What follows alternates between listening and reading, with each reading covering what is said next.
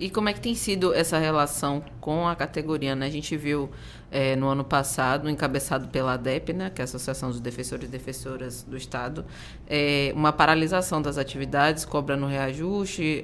A associação afirmou que os salários estão congelados por 11 anos.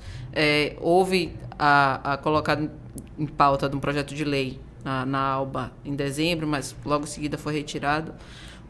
Como é que está essa conversa com a categoria e se a perspectiva do projeto de lei também para esse reajuste vai ser colocado em pauta? Como é que está sendo analisado isso?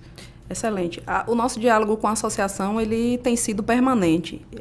Este foi, inclusive, um compromisso que eu fiz quando me candidatei e eu acho que defensores e defensoras tinham também essa expectativa de que nós conseguíssemos estreitar esse diálogo com a associação. Os interesses da instituição e da classe eles não são divergentes, né? Você tem uma classe fortalecida, reconhecida por diversos aspectos, né? Ter o seu trabalho reconhecido também ter uma remuneração digna, não porque isso também é algo que vem como um desejo individual de cada membro da instituição, mas porque essa é a determinação constitucional. Eu digo sempre, o projeto de lei encaminhado para a ALBA 154 de 2023, ele traz uma previsão remuneratória para defensores e defensoras públicas estabelecido pela Constituição. A Constituição Federal estabelece que a Defensoria Pública deve perceber da mesma forma que magistrados e membros do Ministério Público. Em outras defensorias públicas do Brasil, isso já vem ocorrendo, né? No Nordeste, somente a Bahia e a Paraíba não estão nessa condição.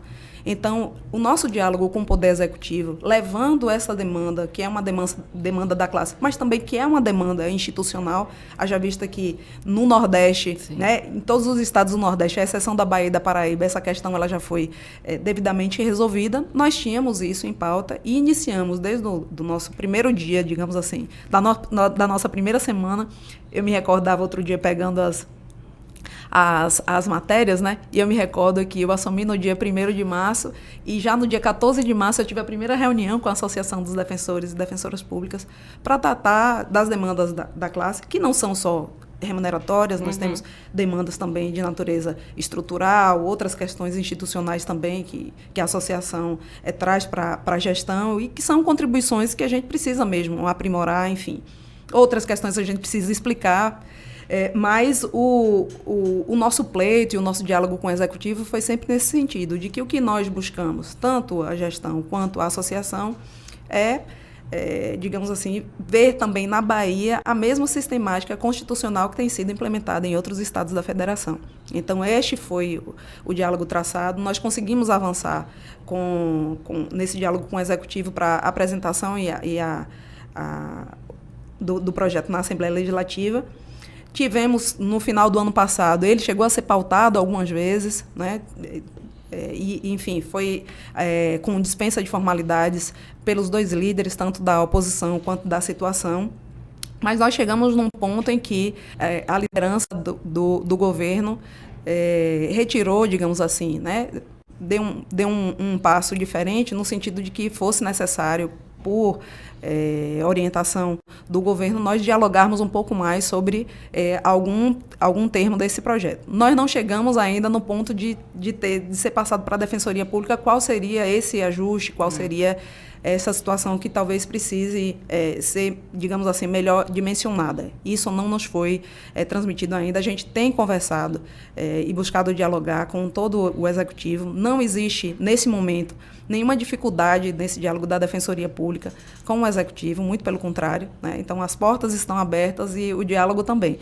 Eu só preciso dessa sinalização final para que o líder do governo possa dizer assim, agora a gente vai conseguir encaminhar para aprovação. Eu espero que seja o quanto antes, né? A expectativa da classe de defensores públicos, mas hoje de todas as defensorias públicas do Brasil, porque é importante que a Defensoria Pública da Bahia, que é paradigma em tantas outras áreas, né, em tantas outras ações, em tantos outros modelos de atuação institucional, que também nesse campo a gente tenha essa demanda resolvida. Porque isso também diz respeito à autonomia integral da Defensoria Pública, como a Constituição Federal determina. Então, a gente está, nesse momento, dialogando sempre com a associação, E assim, tudo que é dialogado também com o Executivo, a gente faz questão de transmitir, enfim, e de fazer com que a nossa presidente se sinta à vontade para dialogar também com a classe. Então, hoje nós estamos nesse ponto aí. Eu não diria, não existe, na verdade, impasse, existe o último passo que precisa ser dado, que é a gente retomar esse processo de aprovação. A Assembleia retomou seus trabalhos agora. Eu tenho dialogado com os parlamentares e tenho dialogado também com o Executivo para ver se a gente consegue avançar nisso daí o mais breve possível. Na expectativa de que possa ser ainda no primeiro semestre desse ano, a senhora acha que... Olha, a minha expectativa é de que ele pudesse ser aprovado amanhã, sim, por exemplo, né? Mas, enfim, a gente está batalhando para ele ser aprovado o quanto antes, né? É essa luta nossa, né? Nós temos... isso já foi compreendido também pelos setores do governo sobre o que que significa esse desenho da Defensoria Pública no Brasil. Então, algumas coisas... durante muito tempo, a Defensoria, aquilo que nós falávamos anteriormente, a Defensoria Pública ela tinha um desenho constitucional diferente. A partir de 2014, eu vou um pouquinho mais atrás, 2005, 2003, 2005, 2014, a Defensoria Pública ganhou uma conformação diferente, né? E cada estado, de fato, tem o seu tempo para processar essas mudanças e para colocá-las em prática. Chegou o momento do estado da Bahia resolver isso, e eu acho que há uma disposição nossa desse diálogo, e sinto também que há uma disposição do Executivo e do Legislativo da gente resolver isso. A gente já está assim, caminhando para o final, mas antes disso, eu queria que a senhora comentasse sobre essa experiência como vice-presidente do Conselho Nacional das Defensoras e Defensores Públicos Gerais. Como é que tem sido essa sua atuação lá em Brasília? Se, de certa forma, também tem facilitado o diálogo aqui com as demais instituições aqui no Estado. Bastante. Essa atuação da Defensoria Pública nacionalmente, ela é muito importante porque nós temos um Brasil muito diverso e a Defensoria Pública ela precisa ter minimamente uma identidade, né? Uma cara, um modelo de atuação e precisa também fortalecer as suas conquistas, tanto normativas quanto as suas conquistas institucionais em todo o Estado brasileiro. Então, por exemplo, 2019 nós celebramos a chegada, digamos assim, no cenário jurídico nacional da derradeira Defensoria Pública que precisava ser implantada, a Defensoria Pública do Amapá. Vivenciamos nesse histórico, né, um trabalho muito forte desse Conselho Nacional de Defensoras e Defensores Públicos Gerais, fazendo um trabalho de conscientização com gestores, governadores, membros da Assembleia Legislativa de todo o país, falando sobre esse desenho da Defensoria Pública brasileira. Quem é essa instituição, o quanto nós podemos contribuir para reduzir as desigualdades sociais do nosso povo no Nordeste, no Norte, no Centro-Oeste, no Sul, no Sudeste do país. O quanto a Defensoria Pública brasileira tem ajudado também na perspectiva da efetivação dos direitos humanos, qualificado esse debate sobre direitos humanos no Brasil através das suas pesquisas. A Defensoria Pública brasileira, Camila, é um grande celeiro para pesquisas em todas as áreas. Nós somos constantemente instados a fornecer informações, porque nós atendemos uma população imensa. Imagine um público de 1.129.000 pessoas durante um ano. A diversidade que você não tem, enfim, há um interesse da academia também e da produção de dados acerca do que é que a Defensoria Pública faz e do quanto a análise da Defensoria Pública sobre as audiências de custódia é importante para que as pessoas tenham noção da importância dessa audiência, né, desse instrumento, digamos assim, dentro do sistema de justiça, da importância de nós sabermos quem é esse jovem, adolescente, que comete ato infracional na Bahia, em Salvador, como é que se encontra esse processo todo, quem são as mulheres que buscam a Defensoria Pública dos Direitos da Mulher, quem é essa mulher que, por alguma circunstância, responde a um processo por abortamento. Então, tudo isso, todas essas pesquisas que a Defensoria Pública da Bahia tem construído, elas objetivam também trazer um perfil, digamos assim, importante para a sociedade implementar e para os outros entes públicos implementarem suas políticas públicas. Então, isso quando se dá numa esfera nacional, né, através da compilação de dados e de um perfil institucional nacionalmente, é muito importante. Nesses anos meus de Defensoria Pública, eu estive em todos os estados da Federação, à exceção do Amapá, que estarei em breve.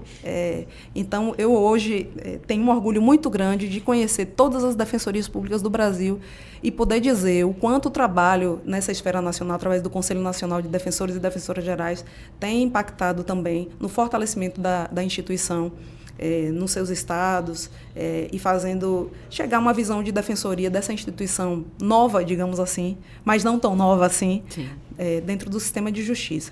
Eu acho que isso é importante. Um Conselho Nacional também, ele potencializa as nossas grandes práticas, né? Nós temos uma associação nacional também que é muito forte, a nossa NADEP. Nós temos um vice-presidente da Associação Nacional que é baiano, né, Dr. Igor Rafael, que foi presidente da nossa associação aqui da Bahia.